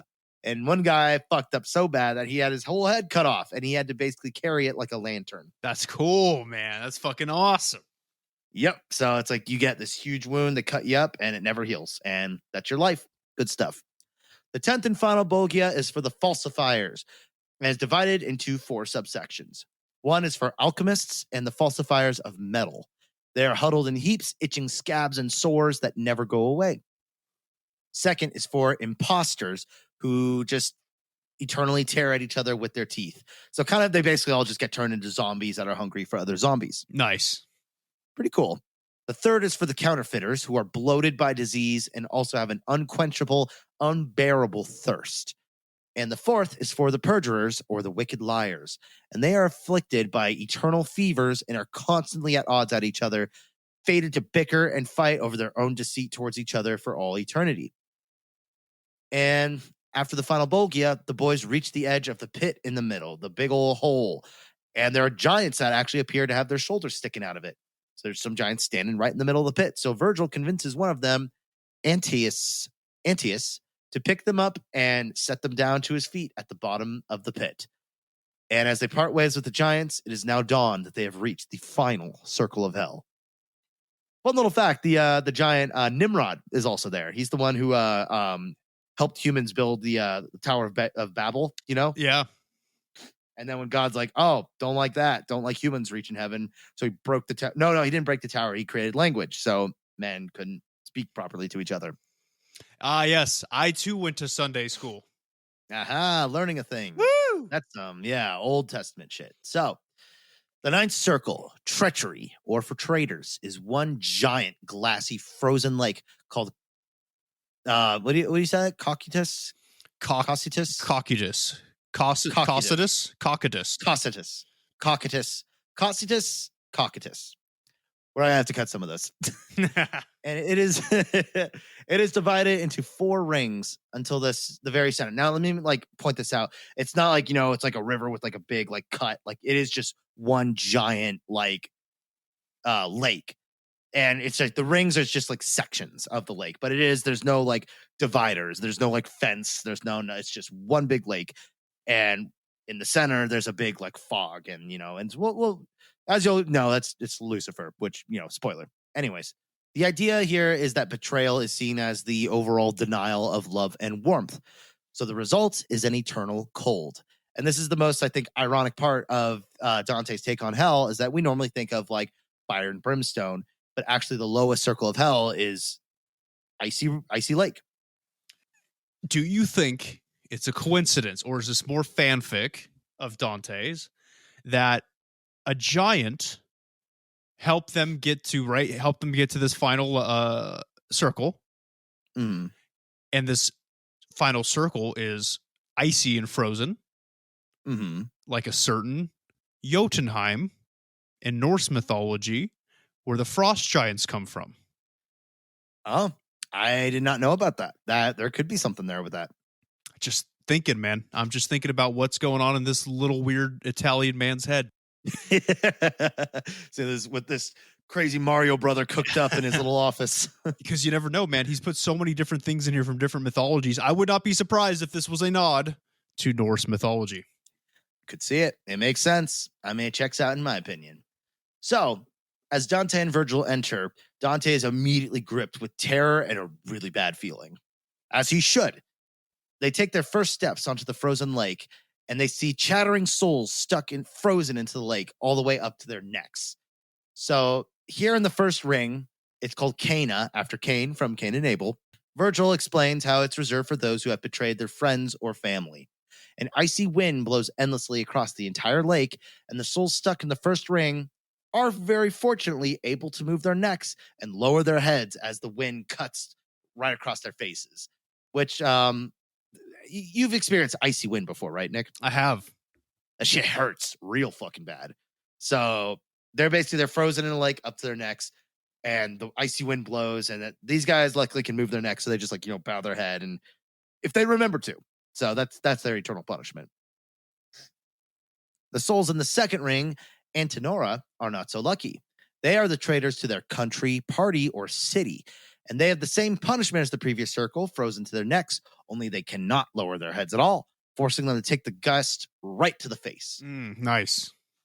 And as they're walking, and this is very in high detail explained, Dante accidentally walks and kicks the face of one of the souls and actually recognizes him as a traitor to his home city. So he goes, bends down and yoinks out a lock of his hair and basically curses his name before he, catches up with Virgil. So a fun little point of vengeance. So like Virgil just keeps walking on, and Dante looks down. Hey, what the? He's like, bends over. Hey, you little piece of shit, you motherfucker, you fucking piece of shit. Oh yeah, coming. Don't worry, Virgil, I'll be right there. Have fun with this, and literally grabs the lock and just rips it off his head. Basically, Dante seems like a very petty man. He's extremely petty. Remember, he's a fucking writer. He's an artist. That's true. Yes, that's so true. Angry little Italian man. So, at this point, as we know, we were kind of talking about the whole point of this part of the Divine Comedy is the acknowledgement of sin. That's like the allegory here. So, at this point, it should be pretty clear to the reader that Dante's sin is wrath. That's the thing that's fucking up his groove and stuff. And part of that's the whole morals, learning the lessons, whatever. So Virgil and Dante come across one of the heads, Count Ugolino, who is gnawing the back of the head of somebody else, Archbishop Ruggieri. The Count stops chewing the back of his head to tell a story. He and the Archbishop were co-conspirators who had planned to usurp power in Pisa, only to have Ruggieri betray him by throwing him and his family to die in prison of starvation while he took all the power for himself. And after a moment of sorrow and yikes, the boys press on. Yeah, it's kind of a fun thought. This dude's frozen to his neck, just like constantly biting the back of the head of the dude who fucked him over. Gotta eat something. True. Passes the time, I'm sure. So the boys press on to the third circle, Ptolemy, over for the name Ptolemy. And this is for those who have betrayed their guests. These fellows have to lay on their back with only their faces poking out, to have their faces constantly being hit by the icy wind. And another thing to point out is the closer we get to the center, the closer we get to the source of the wind. So the further, it might seem like it's not too big of a difference, but the wind gets worse as we go. So these guys are just stuck with their faces poking out, being hit by even worse wind than before. So at this point, Virgil points out to Dante that they're getting closer and closer to the center. We'll see the source of the wind. And Dante is now beginning to see a looming dark figure behind a fog in the center of the lake. The boys keep walking, come across two more souls, Fra Alberigo and Branca de Oria, who murdered their guest and had their souls thrown in hell despite still being alive. If you're wondering how this works, their souls were ripped out of their bodies, thrown into hell, and then some demons climbed up and now currently inhabit their bodies for the rest of their walking days. Kind of fucking terrifying. And yeah. I kind of like that. I kind of like if you fuck something up bad enough, they'll just take you right then and there, even if you haven't died. Yep. Yeah, there's a line that's crossed where they're just like, yeah, fuck, no. We're not going to let you keep doing this. Expedite this one. Expedite it. Yeah, but give them the fast pass. The next circle is called Judeka, for the traitors of lords and benefactors. Here is dead silent, save for the wind, I'm assuming, because all the souls here are completely frozen under the lake, twisted and distorted in every painful conceivable position. Now, the vibe here is pretty low, so the boys hurry the fuck forward because of all that eerie silence and just seeing just this twisted, gnarled, broken, frozen bodies under them. Not a good sight, I imagine. It's like what if you were at a hockey rink, right? And you and your friends were hanging out, just skating around, and then you fall asleep after taking too many shrooms, on the ice, and then right. They refill it and freeze you in there, and you get Zamboni'd over. That's kind of like a modern take of what's happening here, except a lot more bodies. Oh, absolutely. Or even just you're playing ice hockey or something. You look down and you just see there's a bunch of fucking corpses frozen under there. Kind of the vibe this is giving. Oh, I love it, man. Good stuff. At this point, so they pass through and eerie silence, and then they're now passing through the fog, and we've now are beginning to reach the center of the lake. They slowly pass through to confront the giant figure trapped in the dead middle, which Virgil described as the spot reserved for those who have committed treachery against God himself. Now, Dante is so fucking scared at this point. He's basically one step away from a mental breakdown. Like, one of the big things he's like explaining is, I don't even know if I'm alive anymore. I am so fucking scared, and my whole system is like freaking out. Virgil tells him, you got to steady up, boyo, because we have reached Lucifer, who's also named apparently Dis or D's. D's? D's, yeah. D's. One more. D's nuts in your mouth. Good, because that was the last one. I hope you enjoyed it. I did. They reach Satan. They're at Lucifer. This is the very deep bottom of hell itself. Dante describes him as being larger than any giant he has ever seen on his journey thus far. Satan appears as an immense three-headed furry beast sticking out of the center of the lake from his torso up. Under each of his head, he has 3 heads. Under each of them, giant wings flap, which is creating the icy wing that is keeping the entire lake frozen. The head in the center is red, constantly looking forward. The right one is a pale yellow, and the left one is a dark black. Each head chews one of the great traitors. There's Judas, who betrayed Jesus, and he is fully, one of the things they note is that he's the one who's fully head first. It's just being constantly just like chewed on and torn apart, and I'm assuming reassembled and torn apart again. And the other 2 is Brutus and Cassius, where, if you don't know your history, are the 2 who conspired and betrayed and killed Caesar. Some people, when bringing this up, they're kind of like, I don't know if they're as bad as Judas. And like, I don't know. What do you think, Nick? Look, I'm not a history buff, all right? I'm not a big history man, but I don't know much about Caesar. I don't know if he was a good man or not. Was he? Hard to say. I don't know. So I'm going to say probably not as bad as Judas in the grand scheme of things, because Judas literally betrayed the Son of God. Yeah, for like, what, 3 coins or something? Yeah, or I don't even know, maybe a loaf of bread back then. Who knows, man? But he did something. Brutus and Cassius, I don't know. They just seem like fuck buddies. So let him get chewed on, though. You know. Yeah, it is what it is. As they say, it's all God's decree on why they ended up where they ended up. So I don't know. Maybe God was just pissed that day. Hard to say. So the reason for the 3 heads, though, is it's supposed to be a sort of reflection and perversion of the Holy Trinity. Satan is also supposed to have been turned into this monster because, you remember, we all think of Lucifer as the most beautiful angel of them all. Oh, yeah. And the reason they turn him into this is because it's, again, with the flipping of the Holy Trinity. If you're going to be this amazingly gorgeous thing, then while you're being punished, you're going to be the complete polar opposite. And Virgil even describes him. He is now as ugly as he was beautiful back when he was an angel. Oh, what a shame, man. Fucking sucks. And one more thing, too, is you're wondering what he might... I mean, some people, when they think of walking into the room of Satan, who goes there? Like, saying some crazy bullshit or like pulling some sly tricks. Dante's Satan continually and forcibly weeps in agony as he chews on his undying victims, and all these tears blubber into his mouth, leaving him unable to speak and overall unable to communicate at all. Oh, I'm sorry, God. I didn't mean to do nothing. He's also got his mouth full, the whole shebang, too. Now that just sounds like violence against nature. Some fucking hard That's some throat pie shit right there. Throat pie. God, what a great episode to figure that term out, huh? Google it, people. Google it.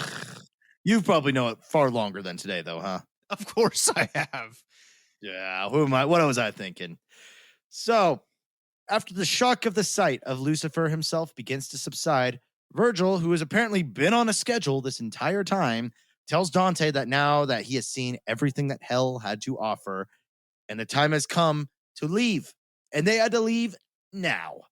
He takes a confused Dante on his back and waits for an opening of the icy wind to stop. He tells Dante that the only way out of here is to climb Satan himself. This is 100% what happens. Dante immediately opposes the idea, wondering what good climbing lower into hell is going to do for them.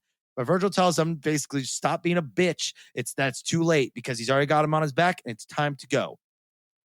Virgil quite literally parkours down Satan's body with Dante, grabbing tufts of hair, swinging to tuft until they've made it to Satan's dick and balls. His genitals. No way. I am not kidding. They literally have to climb past his dick. Like, it's described. And it's probably pretty big. Oh, quite sizable, I will say. As they're climbing down, though, Virgil suddenly flips himself upside down. No way. What's he gonna do? Is fucking do the splits on him? What's he gonna do? Well, Dante, understandably, is a little like, what the fuck are you doing? But Dante's more afraid of Virgil turning around to climb back up Satan. Like, I'm sure at one point thinking, like, did you just fucking like betray me and you're like throwing me to leave me in hell forever? But Virgil's like, dude, relax, bro. And basically what happens is the gravity flips. As they pass the dick and balls, suddenly down becomes up. And Virgil turned himself around. So now, as he was climbing what seemed like he was climbing up into hell now became climbing down Satan into like a river. It's hard to explain, but suddenly now they're climbing up Satan's legs until they're in like a little cave, basically. Did that make any sense? So basically it's like going from like America to Australia, right? Everything flips, right? The toilets flow backwards and upside down. And yeah, I get it. So like in Australia, instead of the toilets flushing, it's like a bidet and then it shoots water into your butthole, right? Sure. Okay. If that makes it easier, sure. I got it then. I'm in. I got it. Okay, cool. So now the setting is they've climbing down Satan has now turned into climbing up his legs and into a cavern. So basically it's like a cave with just big old like beast feet sticking up. Virgil explains that they are here in the center of the earth, as well as the point of impact from when Lucifer had fallen from heaven. The boys climb their way through the vast cave, which is revealed to be the displaced earth that became the mountain of purgatory. So if you remember, Satan got cast down to earth and, blasted through the crust, and the place that he got stuck became the beginning of hell. And that part of the rock that got blown out of the earth when Satan broke through it, that crater, all that rock is what becomes the mountain of purgatory, which is the second part of the Divine Comedy. Virgil and Dante, they walk through the cave and emerge to a starry sky on the early morning of Easter Sunday. In front of them lies the River Leith, which flows from the mountain of purgatory in the distance, bringing an end to this infernal journey. For now. And that's it. Wow. That's Dante's Inferno. Holy cannoli, man. And I'm not trying to be racist to Italians, but my God. Yeah. So overall, like, yeah, what do you think? Was it what you expected? Not at all. I didn't expect, it was more detailed than I thought it would be. And it like, as far as the punishments go, right? Because there's so many different punishments. Oh yeah, he goes deep into it because the only thing we ever really know, I feel, in my opinion, the popular opinion, unless you play Dante's Inferno, the game, is that the end of hell is just a big frozen river. Be like, ooh, but like I feel like we never really got to see what else is in there, so that's why it was really cool to just kind of to see it. I liked it. I like the story.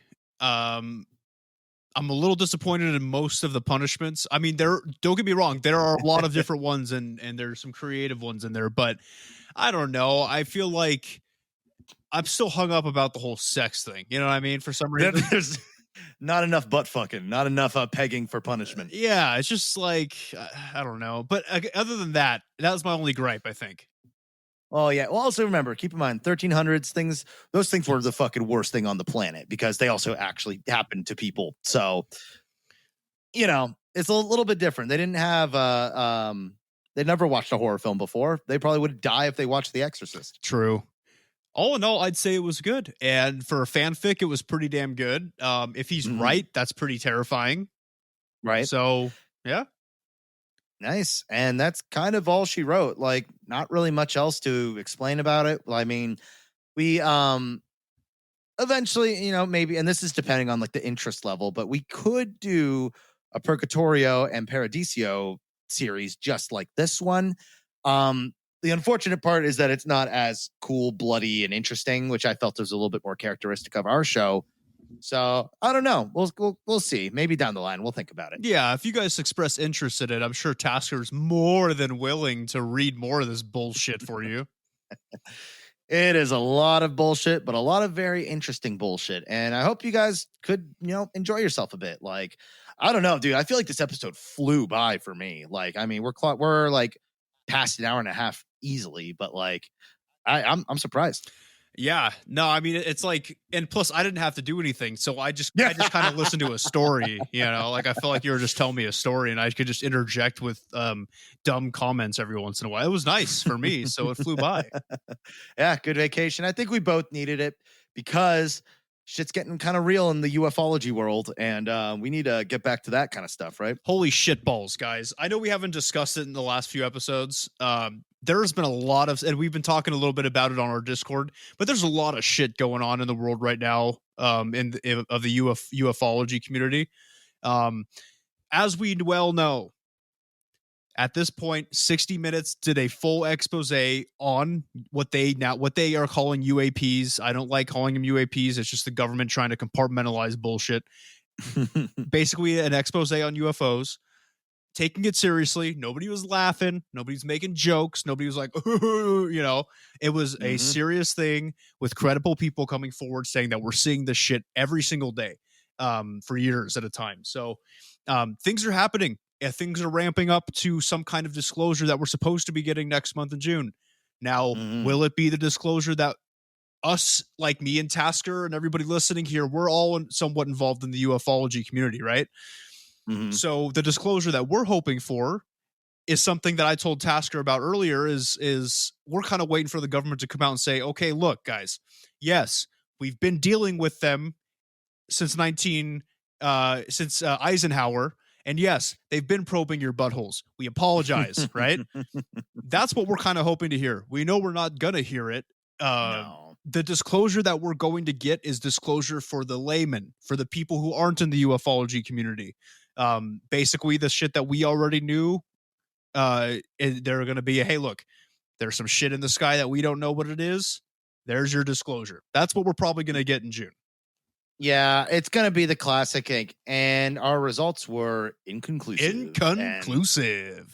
Yeah, we all we know is that, and they might even make some shit up. It was like, all we know is that it probably came from Earth. If they fucking finish with that and be like, it's probably ours. I'm like, how do you know if it's not? Like, how do you know? How's it probably ours? You know what I mean? Like, it's either is or it isn't. Anyway, look. So what Tasker is saying is, yes, there's a lot of shit going on in the skies. There's a lot of stuff happening in our oceans. As more things start to come out, and I look more into it, the more I'm convinced that they are housed in the ocean. But anyway, we do have some really cool episodes planned coming up. Now I teased it a little bit on the Discord, but we are going to be covering Men in Black soon. Okay. It's weird. It's something you should be worried about if you research anything involving UFOs or aliens, or if you're Dan Aykroyd. So true. Yeah. All I know is the movie. So this will be so we're going to kind of reverse roles a bit next week. So this will be interesting. Yeah. No. Yeah. So it's Professor Tasker is laying down his fucking his pen for a little while, and I'm going to be back doing some alien stuff. Looking forward to it. You're going to get on it. Oh man, we're hyped. We're hyped to bring it to you guys. Okay. The hype train is coming, and we're hoping to be along for the ride. So, of course, thank you all, new listeners, old listeners, people coming back. This month has been a huge month for us. We actually have more than doubled our listenership. Like, that shit is wild. So thank you all for listening and stuff. Obviously, we'll reward you with that Count Chocula episode once it's done. As you know, we're working extremely diligently on it, and it's going to be super worth it. But to everybody tuning in, is Ohio still number one? Oh, yeah. Ohio will never be beat for some reason, and I don't know what's happening there. Yeah, they're destroying everybody else. So Columbus, yo, homies. And I don't know, I'm probably saying this wrong. Hough, Hough,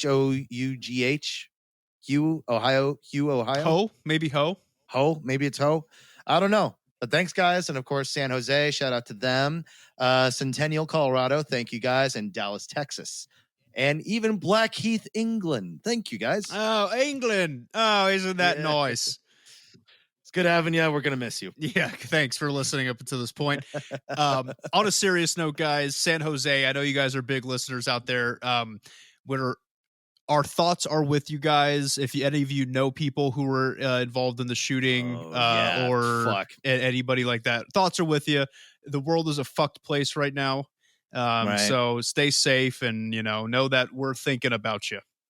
Yeah, fuck, man. So hoping for a safer, better world, and that everybody doing all these fucking horrible things end up in the circle of hell that they deserve. That's right.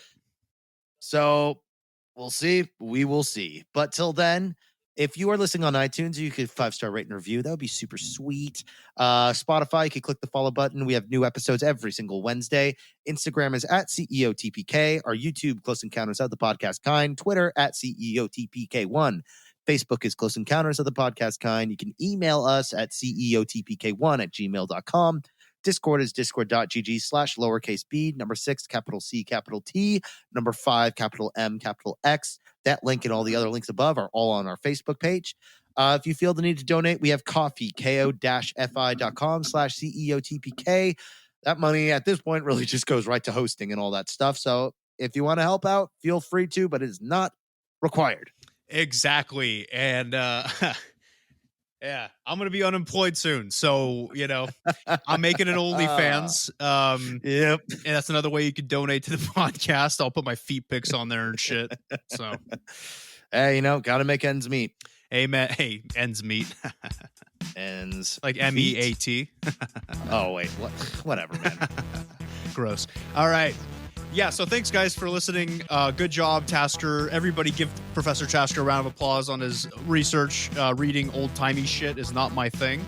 So it's difficult. It's very difficult. But like I said, I was glad to be able to piece something together that felt like a much more palatable tale. Yes, I'm illiterate, so I'm glad he did it. And look, whether you think that you belong in the Sodomy ring of hell, or if you believe in the violence against art, the truth is out there. Yeah, at least until, like, if Dante's was right, sure. But if the Mormons were right, ooh, it's not.